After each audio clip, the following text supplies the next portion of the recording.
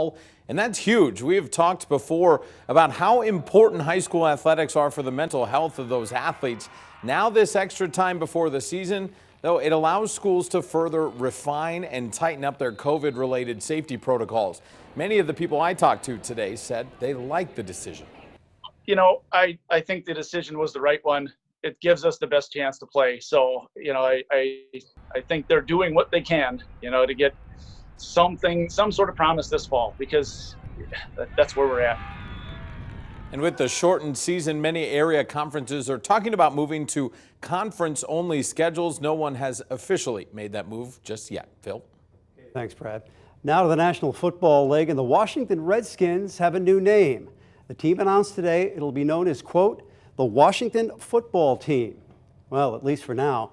The team says the temporary name will allow them to rebrand and retire all of the Redskins branded merchandise. Today, Governor Tony Evers announced 155 Wisconsin schools will be eligible to apply for nearly $50 million provided by the CARES Act. News 9's Natalie Sapila is live in the newsroom to let us know which schools in our area are eligible. Hi, Natalie. Hi, Phil. $46.6 billion is being provided to Wisconsin through the governor's Emergency Education Relief Fund for schools most impacted by COVID-19. This is in addition to nearly $175 million provided by the Elementary and Secondary School Emergency Relief Fund. Eligibility for funding was based on economic disadvantage, access to computers and internet, and students' scores on the English language arts assessment. Rhinelander, Antigo, Colby, Athens, and Abbotsford are just some of the area school districts that are eligible for a cut of the funding.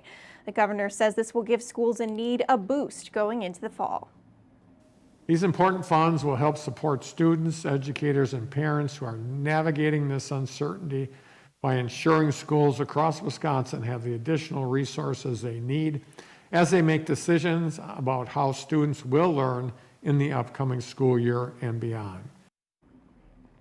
The Department of Public Instruction will soon provide additional information about applying for the $46.6 million in funds, and there are more than a dozen area school districts eligible.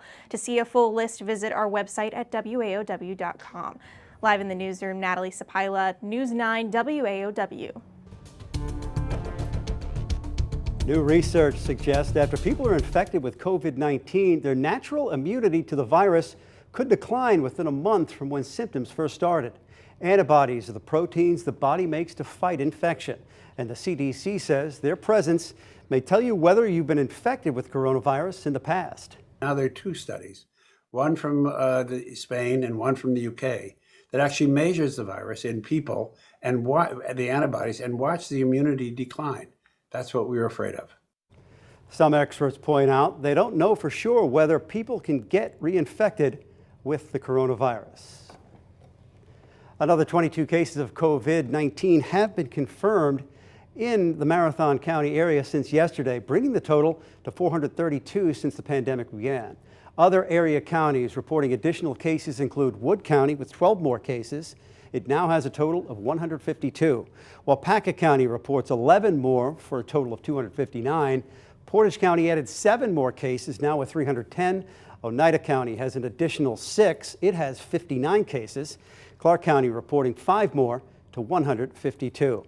Langlade, Lincoln, and Taylor counties, each with 3 more cases. Their totals are on your screen. Statewide, there are nearly 46,000 cases. 878 people have died, and 77% of cases have recovered.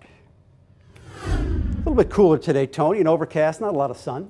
No, not right here in Wausau, but other spots actually had quite a bit of sun. It's been kind of weird how the clouds just hung right over the top of our part of the state, but let's go ahead and check out the situation here with our camera network, and you'll notice that it is partly sunny right now in Rhinelander, Weston, Marshfield, and Stevens Point. And notice how that little cloud blanket has been shrinking from all directions, but it's still centered basically right on top of Medford, Wausau, and go down to about Wittenberg. But everybody should see a little bit of sun here before the evening is out. And our temperature in town here is 71 degrees, the dew point 60. Humidity is 68% with calm winds, so at least it's feeling fairly comfortable out there.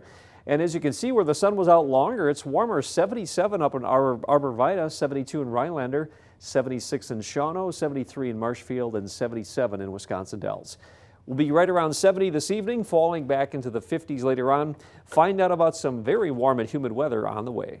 All right, thanks, Tom. A fresh look at the jobless numbers with the U.S. government reporting another 1.4 million Americans filed for first-time unemployment benefits this week.